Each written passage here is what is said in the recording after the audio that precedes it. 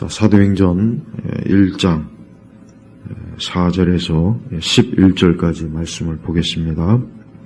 사도행전 1장 4절에서 11절. 자, 11절을 한 절만 좀 일단 읽겠습니다. 자, 말하기를 갈릴리 사람들아, 왜 너희는 하늘을 바라보며 서 있느냐? 너희에게서 하늘로 들림을 받으신 이 예수께서는 너희가 하늘로 가신 것을 본 그대로 오실 것이다 라고 하였다. 자, 이 사도행전은 누가복음의 후속편이라고 보면 됩니다. 그러니까 같은 저자가 복음서를 쓰고 그 다음에 이제 이 사도행전도 이제 기록한 겁니다. 근데 이 누가복음의 수신자도 그렇고 이 사도행전의 수신자도 그렇고 누구냐면은 여기 데오빌로라고 하는 사람입니다.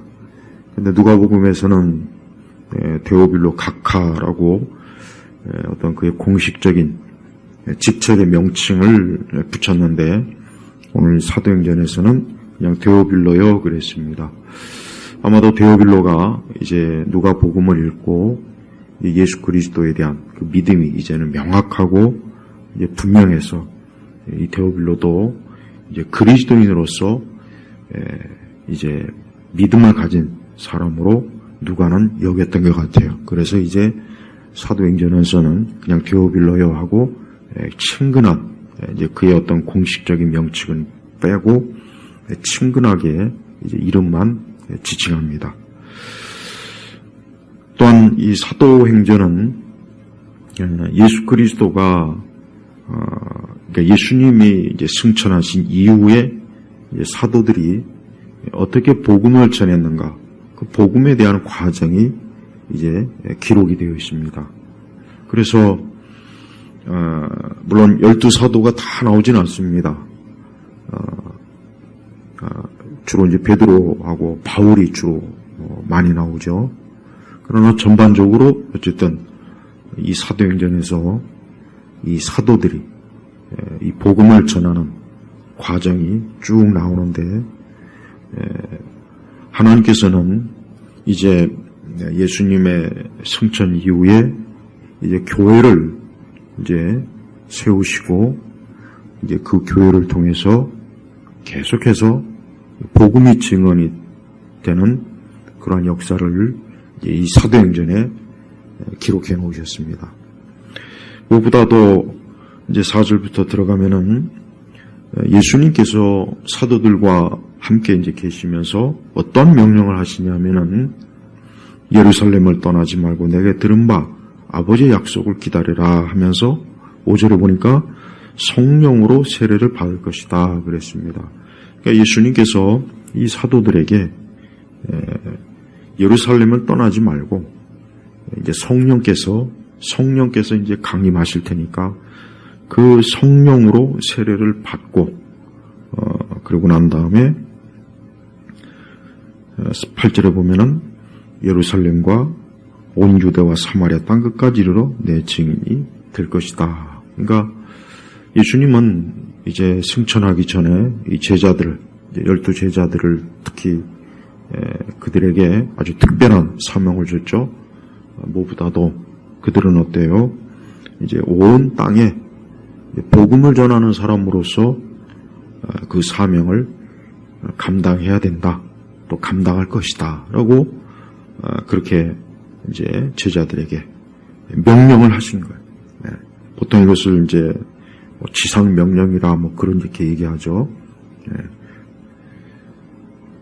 우리는 여기서 이 사도행전을 통해서 이제 우리가 알아야 될 것은 무엇보다도 제자들은 반드시 예수님 말씀하신 것처럼 성령으로 세례를 받는 그 중요한 거룩한 단계를 먼저 거쳐야 된다는 것. 그러니까 제자들이 예수님의 부활을 보고 예수님과 함께 3년 동안 있었지만 그러나 성령께서 공식적으로 제자들에게 임해서 이제 이 땅에 교회를 세우는 일을 이제는 공식적으로 출발을 하는 그러한 과정이 필요했던 거예요. 물론 성령께서 그 이전에 활동을 안 하신 건 아닙니다. 중요한 것은 예수님께서, 그래서 어떤 학자는 성령께서 이제 본격적으로 데뷔를 하시는 그런 거룩한 절차를 예수님께서 제자들에게 알려주셨다. 이렇게까지 얘기합니다. 즉, 이제 예수님께서는 이 땅을 떠나세요. 예수님이 이 땅을 떠나시고, 예수님은 가시적인 몸으로 이 땅에 계시지 않습니다. 대신 예수님께서는 이제 성령님을 보내셔서 교회를 이제 통해서 교회를 세우시고, 교회를 통해서 복음을 전하는 일을 이제 성령께서 주도적으로 하시는 거예요. 그래서 제자들로 하여금 반드시 자신들의 능력이나 지혜나 권세로 하는 것이 아니라 오직 성령의 능력으로 이 복음이 전해진다는 것을 제자들은 알아야 되고, 또 성령으로 저들은 능력을 부여받아 이제 공식적으로 사도로서의 교회 일꾼으로 이제 출발해야 된다는 것을 예수님이 이제 알려주신 거예요. 여기서 우리가 알 수 있는 것은, 우리가 이 복음이라고 하는 것, 이 교회라고 하는 것은 사람들이 협의해서 세우고, 사람들이 지혜와 지식과 어떤 사람이 가진 능력으로 출발하는 것이 아니라 어떠한 능력입니까? 신적인 능력, 하나님의 능력으로 이 교회가 출발하는 거예요. 그래서 교회는 어떤 인간의 능력, 그 인간의 능력은 다양해요. 인간의 지식일 수도 있고, 기술일 수도 있고, 문화일 수도 있고, 또 사람의 숫자일 수도 있고, 어떤 모이는 장소의 어떤 규모일 수도 있고, 여러 가지가 있습니다. 그러나 가장 중요한 것은 뭡니까? 성령의 능력입니다. 이 성령의 능력이 없다면 교회는 절대 이 악한 세대에서 절대로 제대로 설 수가 없어요. 왜 그렇습니까? 이 세상은 악한 영, 이 마귀, 이 사단의 권세가 강력하게 역사하는 곳이에요. 근데 어떻게 사람의 능력으로 저 사단을 우리가 이길 수는 없는 거예요. 그래서 성령께서 이제 어때요? 성령께서 공식적으로 이제 데뷔를 하시는 거예요. 이제 예수님이 이제 더 이상 육신을 입고 이 땅에서 사역을 하시는 것이 아니라 이제 성령께서 이제는 성부와 성자, 그래서 성령님을 보내셔서 이제 교회를 이끌고 또 복음을 전하는 하나님의 일꾼들에게 능력을 부여해 주시고, 또 어떤 성령의 은사를 부여하셔서 이제 교회를 굳건하게 세우고, 또 복음을 어때요? 땅끝까지. 그러니까 성령께서 하시는 일이 뭡니까? 결국은 복음을 증거하는 일을 성령께서는 주도하시는 거예요. 성령의 사역이라고 하는 게 뭐냐? 성령의 사역이라고 하는 것은 복음을 증거하는 거예요. 그 복음의 핵심이 뭡니까? 예수 그리스도예요. 그래서 성령께서는 이제 사도들을 통해서 예수님의 행적과 가르침, 예수님의 행적과 가르침을 이제는 온 땅끝까지 전하는 그런 사명을 부여받은 거예요. 이게 중요한 겁니다. 오늘날 이제 성령의 사역이라고 해가지고 이 오순절 은사주의나 이 신사도들이 하는 그들의 사역은 어때요? 그거는 성령의 사역이라고 할 수가 없어요. 왜 그러냐? 어떤 성령의 은사, 능력, 어떤 역사에 대한 그 관점이 그리스도 중심적이 아니기 때문에 그러는 거예요. 우리는 자꾸 성령의 사역 하면은 그 은사주의자들 때문에, 이 신사도주의자들 때문에 어떤 표적과 이적과 기적과 방언과 이런 것들로만 범벅된, 그게 어떤 성령의 역사라고 자꾸 그것만을 강조해요. 물론 성령님은 이 복음을 전할 때 어떤 성령의 가시적인 능력, 표적, 이적이 없는 건 아닙니다. 그게 없다고 하는 건 절대 아니에요. 그러나 그게 우선이 아니라는 거예요. 예수 그리스도의 행적과 가르침, 예수님이 부활과 그분의 탄생, 또 그분이 복음을 가르치고 그분의 죽으심, 고난, 또 우리 주님의 승천과 재림, 이걸 부지런히 어때요? 교회는 이 세상에 증거하고 가르치고 전파해야 되는 거고, 또 예수님을 믿는 사람들은 하나님의 말씀을 행하고 믿으면서 또 전파하고, 이게 바로 성령께서 기뻐하시는 거예요. 근데 사실은 성령의 역사라고 해가지고 특히 뭐 방언에 대해서 너무 많은 말을 해요. 저는 방언은 이제 곧 사도행전에 이제 계속해서 보겠지만, 방언은 외국어예요, 외국어. 그러니까 방언이라고 번역하지 말고 그냥 외국어라고 번역을 했으면 얼마나 좋았겠어요. 뭐 지금도 뭐 방언하면 막 이상한 언어적 이미지가 씌어버려가지고 그걸 외국어라고 해석을 해버렸어야 되는데, 그래서 너무나 많은 사람들이 어떤 성령의 역사하며 맨날 방언 얘기해요, 방언. 그리고 은사주자들은 말하는 방언은 그건 엄밀히 얘기해서 그거는 어때요? 성령께서 내리시는 은사가 아니에요. 분명히 외국어예요, 외국어. 복음을 전할 때 이 복음이 각 민족과 나라들에게 그 나라 언어로 사람들이 들을 수 있도록 성령께서 사도들에게 은사를 주신 거예요. 능력을 주신 거라고. 근데 지금 하는 방언들 보십시오. 알아들을 수 있는 혀꼬부라진 말로 얼마나 흉측하고 듣기도 흉측하고 말하는 것도 흉측한 그거를 방언이라고 얘기해요. 그게 무슨 방언이에요. 그러니까 이 방언주의자들 때문에 교회가 무너져요. 카톨릭도 이 은사주의, 카리스마, 이 카톨릭도 그렇고 이 개신교도 그렇고 이 방언, 이 은사, 이것 때문에 저들이 결국은 하나가 되고 있어요. 하나. 그러니까 은사주의자들, 어떤 성령의 은사를 주장하는 자들이 로마 카톨릭과 개신교가 하나 되게 만드는 이 종교 통합을 이루고 있어요. 그 중에도 핵심이 방언이에요, 방언. 자, 우리는 성령께서, 우리 예수님께서 5절에 보니까 요한은 물로 세를 주었지만 너희는 여러 날이 지나지 않아 성령으로 세를 받을 것이다 고 했어요. 그리고 예수님께서 우리 제자들에게 명령하신 것이 뭡니까? 8절에 그러나 성령이 너에게 임하시면 그랬어요. 그러니까 성령이 너에게 임하시면 너희가 능력을 받고 예루살렘과 온 유대와 사마리아 땅끝까지 이르러 내 증인이 될 것이다 그랬어요. 자, 예수님께서 성령님을 보내시는 궁극적인 목적이 뭐냐? 내 증인이 되는 거예요. 내 증인. 또 예수 그리스도의 증인이 되는 거예요. 예수님의 가르침과 행적, 복음서에 다 나와 있죠.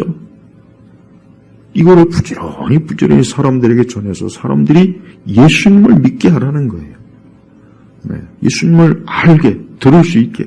그리고 성령께서 그 복음의 증인이 될 때 함께 하셔서 하나님의 택자를 하나님 나라로, 하나님의 자녀로 이끌어 주시는 게 이게 성령의 사역이에요.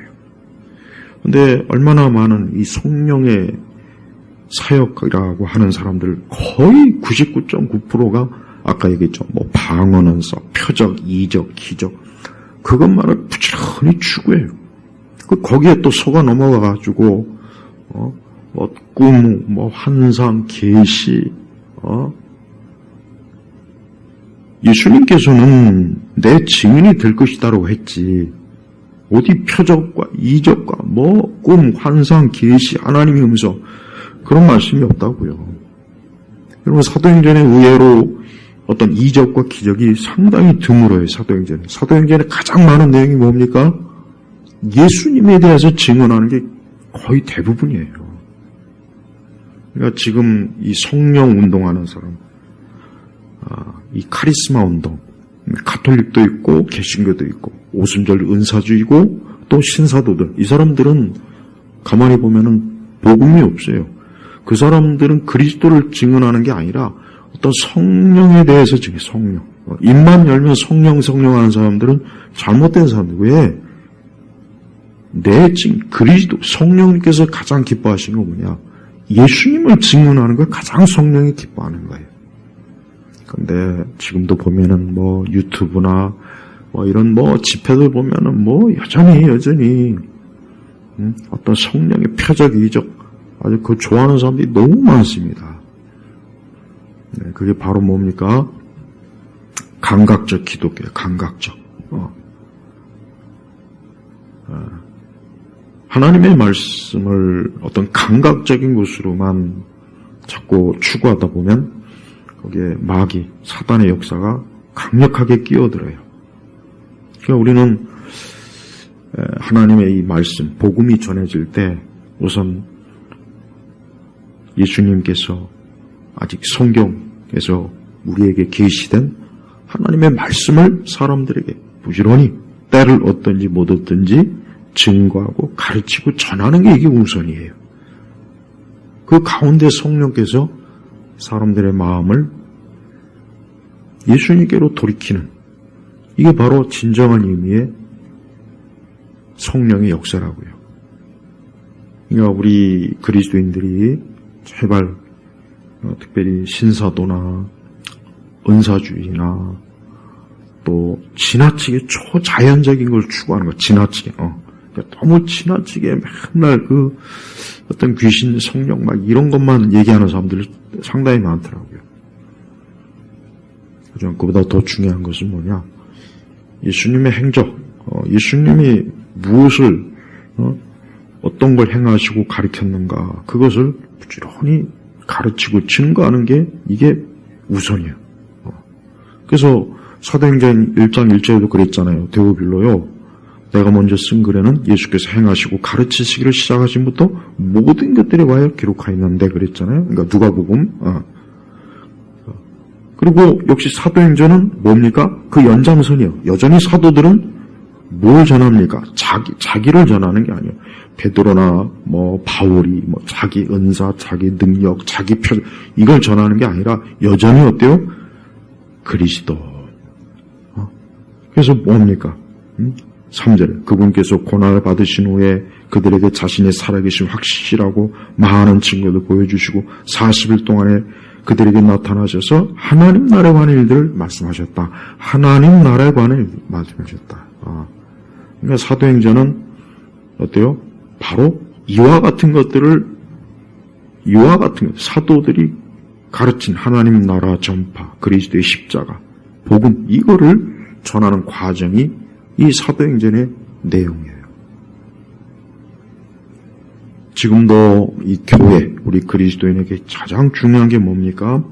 바로 예수님께서 행하시고 가르치신 것, 그분이 고난당하시고 또 그분의 부활, 십자가, 하나님 나라, 이 교회가 추구해야 될 건 이거예요.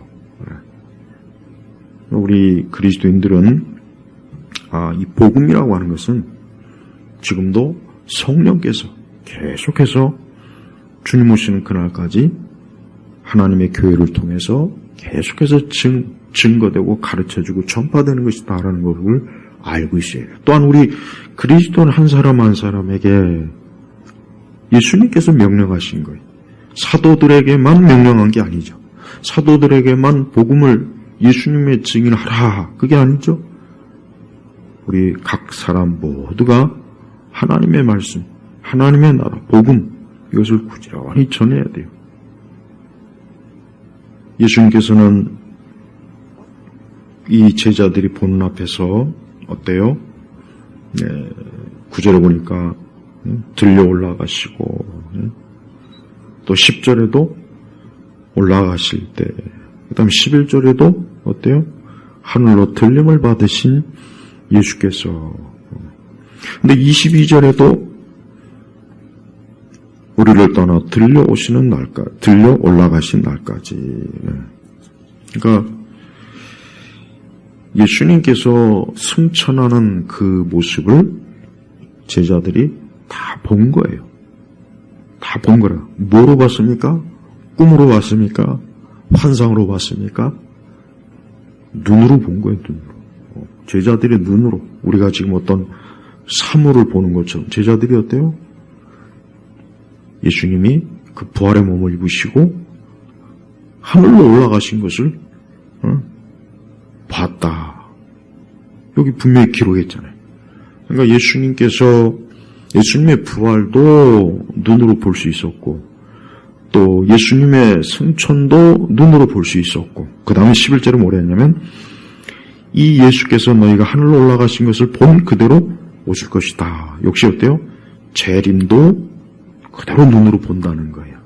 그러니까 예수님의 부활과 예수님의 승천과 예수님의 재림을 영적으로 본다 하는 사람들은 잘못된 거죠. 여기서 할 수 있는 게. 그러니까 이단들 중에는 예수님이 우리 모르게 이미 이전에 재림하셨다. 여호와의 증인 같은 경우 대표적으로 그러죠. 어디 몰래 재림하셨다. 우리가 알 수 없게 어딘가에서 재림하셨다. 그래서 지금 활동하신다. 근데 성경에는 그런 말씀이 없어요. 그러니까 제자들이 어때요? 제자들이 예수님이 승천하는 걸 그대로 봤어요. 그대로. 그래서 11절은 뭐라 그럽니까? 그 천사가 뭐라 그랬냐면 10절부터 예수께서 올라가실 때 그들이 하늘을 바라보고 있었는데 예수님이 올라가니까 하늘을 바라보잖아요. 마치 우리가 예를 들면 비행기가 하늘에서 뜨면 이렇게 가끔 보잖아요. 똑같은 거예요. 예수님이 지금 하늘로 올라가시는 거예요. 한번 생각을 해봐요. 근데 갑자기 흰옷 입은 두 사람이 그들 곁에 서서 갈릴리 사람들아 왜 너희는 하늘을 바라보며 서 있느냐. 이 천사 둘이 예수님이 하늘로 올라가신 것을 막 쳐다보고 막 뚫어지게 쳐다보니까 천사가 어때요? 왜 하늘을 바라보며 서 있느냐. 너희에게서 하늘로 들림을 받으신 예수께서는 너희가 하늘로 올라가신 것을 본 그대로 오실 것이다. 그러니까 천사들이 뭘 또 증언해 주냐. 너희가 지금 예수님이 하늘로 올라가신 것을 보고 있는데 바로 저 예수님이 역시 그대로 이 땅에 오실 것이다. 모든 사람이 보게 오시는 건다. 우리는 예수님의 이 재림에 대해서 우리가 명확해야 돼요. 뚜렷해요. 예수님이 영적으로 재림하신다. 꿈으로 재림하신다. 환상으로 재림하신다. 아까 얘기했지만 어디 아무도 모르게 그저 몇몇 소수의 사람들만 알게 재림하신다. 이건 다 성경에서 가르치지 않는 이단, 이 사이비 가르침이라고. 그래서 예수님께서는 그분이 승천하신 모습을 그저 어디 몰래 그저 몇 사람 데려다 놓고 보여준 게 아니라 여기 보니까 갈릴리 사람들, 그러니까 제자들 포함해서 많은 사람들이 예수님의 그 승천을 눈으로 목격한 거예요. 그리고 앞으로 어느 때인가는 이제 예수님이 그 재림하시는 모습을 모든 사람들이 다 보도록 예수님이 이 땅에 오신다 그랬다고. 그 재림이라고, 재림. 그래서 우리 성도들은 우리 그리스도인들에게 중요한 믿음이 있어야 돼요. 첫째는 예수님의 부활의 믿음. 예수님이 십자가에서 죽으시고 3일 만에 부활하셨다. 이 3일 만에 부활하신 것에 대해서 명확하게 우리가 믿어야 돼요. 두 번째는 예수님의 승천을 믿어야 돼요. 예수님이 실제로 그 부활의 몸을 가지고 제자들이 보는 앞에서 그대로 구름을 타고 하늘로 올라가신 거예요. 세 번째는 뭡니까? 그 예수님이 이제 재림하실 거예요. 그대로 그 부활의 몸을 입으시고 재림하는 거예요. 지금 신약교회의 성도들은 뭘 지금 기다리고 있습니까? 뭘 기다리고 있습니까? 예수님의 재림을 기다려요. 예수님의 재림. 그러나 예수님의 재림하기 전까지 교회가 해야 될 가장 중요한 일이 뭐겠습니까? 복음을 전하는 거죠. 8절에. 내 증인이 될 것이다. 예수님의 증인이 예수님에 대한 증. 이 사도행전은 바로 예수 그리스도를 증거하는 그러한 내용으로 이 사도행전은 계속해서 그 내용이 풍부해. 주로 베드로도 있고 또 바울. 그리고 다른 제자들은 사실 거의 나오질 않지만 분명히 저들도 어때요? 복음을 분명히 각자 자기에게 주어진 소명과 사명으로 예수님을 부지런히 증거했을 거예요. 틀림없습니다. 또한 결국 모든 시대 전 역사를 통해서 참된 교회는 예수님에 대해서 부지런히 증거하는 거예요. 그래서 예수님이 하나님의 아들이시고 그분이 우리를 그 아들의 나라, 하나님 나라로 우리를 이끌어 주신다 하는 그 소식을 이 땅에 있는 수많은 사람들에게 어때요? 계속해서 증거하고 전해야 될 그런 사명이 우리 교회에 있는 거예요. 그래서 우리 각자는 복음을 전하는 일을 게을리해서는 안 됩니다. 물론 그 복음을 전하는 방식은 다양해요. 어떤 사람은 거리에서 전할 수 있고, 어떤 사람은 문서로 전할 수 있고, 어떤 사람은 글을 통해서 전할 수도 있고, 어떤 사람은 이렇게 교회에서 증거할 수도 있고, 어떤 사람은 개인적으로 복음을 전할 수 있고, 이 복음을 증거하는 방식은 굉장히 다양합니다. 굉장히 많아요. 무궁무진하게 많습니다.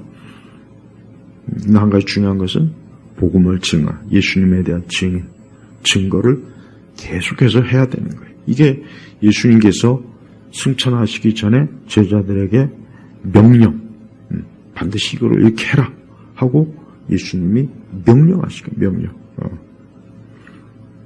그래서 우리는 이 복음을 전하는 일로 인해서 결국 교회가 어때요? 이 땅에 세워진 거고 또 예수님이 오시는 그날까지 교회는 이 복음을 전하는 일이 가장 사실은 중요하고 핵심적인 일이에요. 그리고 이 세상은 어때요? 그 복음을 전하는 교회를 분명히 여러 형태로 핍박하고 또 하나님의 교회를 어떻게든 무너뜨리려고 하겠죠. 왜 무너뜨리려고 하겠습니까? 복음을 전하지 못하게 하려고.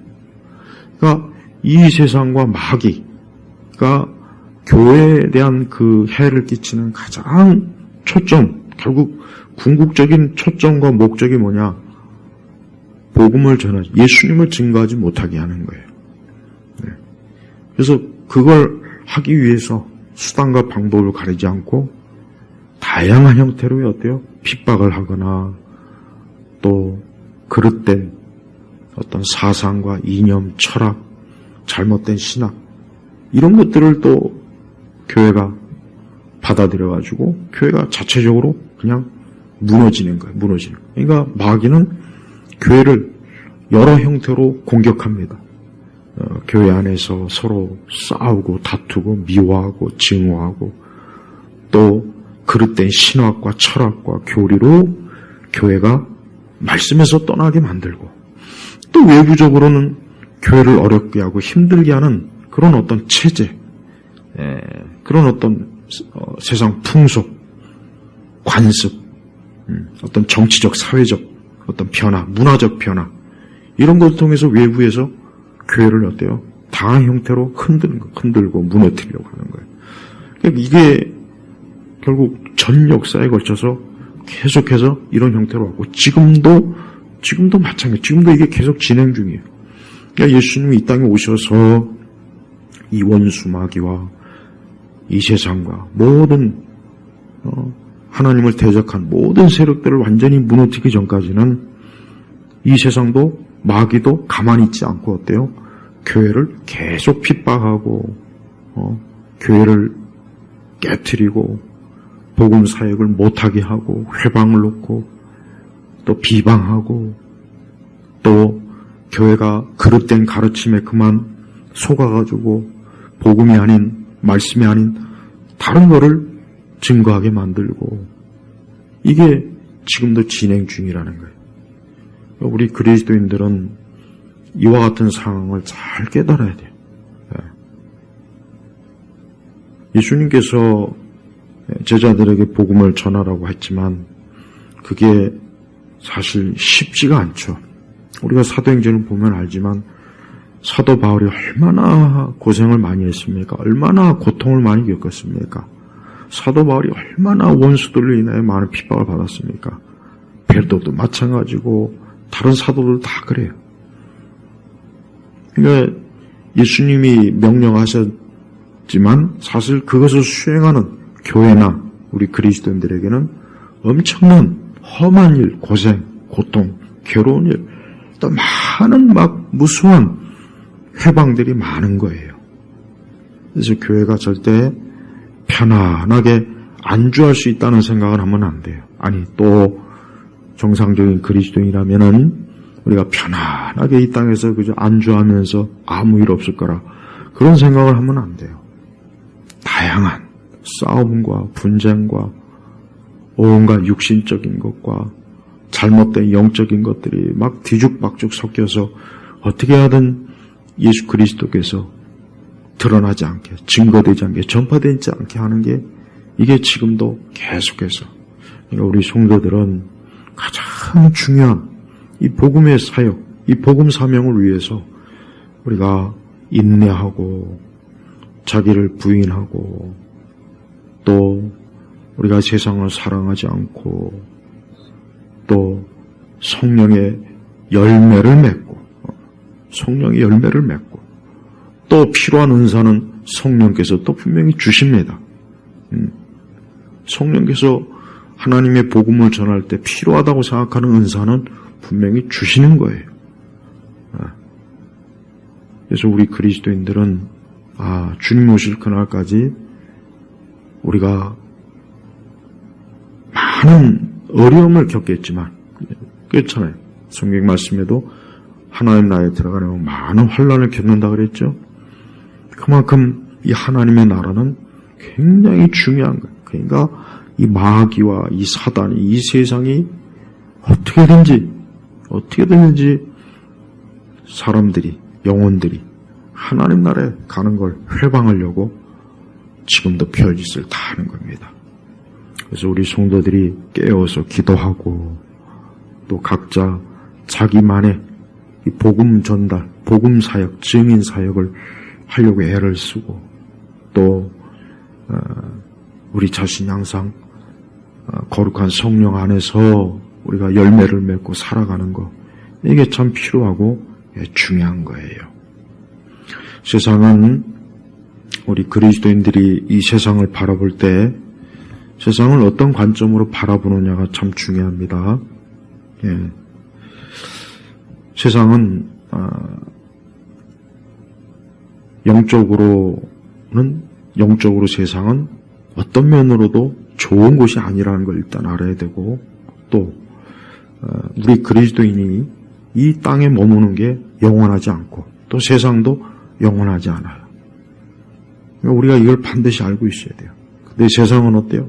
세상은 마치 영원할 것처럼 이 세상이 세상을 인식하는 거 보면은 마치 영원할 것처럼 정치적으로 사회적으로 그렇게 믿고 있는 것 같아요. 그러나 영원하진 않아요. 언젠가 모든 게 다 무너지는 거예요. 또한 끝으로 6절에 보니까 사도들이 함께 모였을 때 예수께 질문하여 말하기를 주님 주께서 이스라엘에게 나라를 회복하실 때가 이때입니까? 해요. 자, 이 사도들은 유대인이에요. 그러니까 유대인이기 때문에 여전히 사도들은 이제 이스라엘이 언제 좀 다시 뭔가 그러니까 사도들이 여전히 아직도 이 하나님 나라를 좀 이해가 아직도 다 안 된 게 분명합니다. 지금 이스라엘이 회복하는 게 이 사람들이 그러니까 지금 이들이 말하는 사도들이 말하는 이스라엘 나라의 회복이라고 하는 것은 이스라엘이라는 국가가 로마에서 독립해가지고 언제 좀 다시 강대한 나라 언제 솔로몬과 다윗과 때와 같이 강대한 나라가 될 거냐 지금 그걸 묻는 거예요. 그러나 예수님은 어때요? 전혀 그런 사도들의 그런 질문에 때 아버지께서 자신의 관한에 두신 때와 시기 너야 할 바 아니다. 그래서 8절에 어때요? 복음의 증인이 되라 그랬다고요. 그러니까 이스라엘 나라의 회복이라고 하는 것은 사실은 없는 거예요. 없는 거예요. 그러니까 이 세대주의자들이 자꾸 이스라엘 나라의 회복을 얘기하잖아요. 그래서 뭐 마지막 때 이스라엘 나라가 회복이 되고 뭐 막 그런 얘기를 하죠. 세대주의자들은. 그래서 뭐 교회하고 이스라엘과 서로 분리하고 왕국 복음이 있고 이방인이란 복음이 있고 자 그런 얘기를 해요. 근데 사도행전은 전혀 그런 내용이 없어요. 이스라엘 나라가 회복된다는 이 제자들의 열망은 사실은 예수님은 어때요? 전혀 받아들이질 않았어요. 오히려 복음을 전해라. 예루살렘에서 땅끝까지 복음을 전하라. 그게 바로 뭐예요? 영적 이스라엘의 회복입니다. 그러니까 가시적인 이스라엘 국가가 회복되는 게 아니에요. 그러니까 세대주의자들이 굉장히 오류를 가리켜요. 오류. 잘못된 것. 그러니까 자꾸 마지막 때 뭐 천년왕국의 이스라엘 나라요. 다윗의 왕국이 회복이 된다. 자꾸 그러잖아요. 세대주의자들이. 아닙니다. 그러니까 교회는 어떤 이스라엘 나라의 회복이나 이런 걸 꿈꾸지 말고 복음을 전함으로 교회가 어때요? 영적 이스라엘을 회복이 되는 거고 온전히 세워지는 거라고요. 우리 예수님 믿는 사람들은 오직 예수 그리스도 그분의 복음, 그분 자신에 대해서 증거해야 돼요. 예수님 자신에 대해서 부지런히 사람들에게 예수님은 우리의 구원자요, 죄와 사망과 저주에서 우리를 해방시킨 자요, 예수님을 통해서 우리가 영원한 생명을 얻은 자요, 우리는 장차 하나님의 나라에 들어갈 자요. 이걸 부지런히 소망 없는 이 세대와 이 세상 사람들에게 증거하는 게 이게 오늘 교회, 우리 성도들이 해야 될 일이라는 거예요.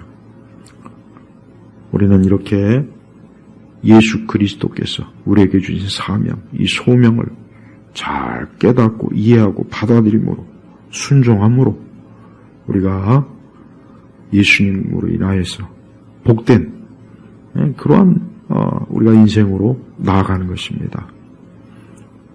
올 한 해도 우리 성도들이 주님 오시는 그날까지 이 복음이 부지런히 온 땅에 전파되기를 힘써 기도하고 또 하나님의 일에 협력하고 함께하고 기도와 믿음과 사랑으로 주님을 섬기는 것, 이게 우리 성도들이 해야 될 일이에요.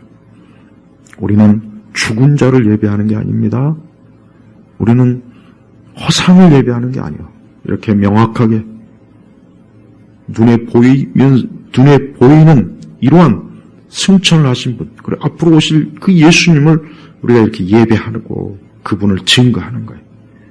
그래서 다른 모든 종교는 다 죽음의 종교예요. 불교든 천주교든 하여튼 어떤 종교든 다른 종교는 다 죽은 종교지만 우리 기독교는 어때요? 살아있는 살아계신 예수님을 예배하고 믿는 생명 있는 믿음이라는 거, 종교라는 거, 이걸 꼭 우리 성도들이 확신을 가지고 믿으시길 바랍니다. 하나님 아버지 감사합니다. 살아계신 우리 주 예수 그리스도를 증거하는 또 그분이 부활하심과 승천과 재림을 믿으며 땅에 예수님을 증거하는 우리 예일교회 성도들이 되게 하시옵소서. 예수님의 이름으로 기도합니다. 아멘.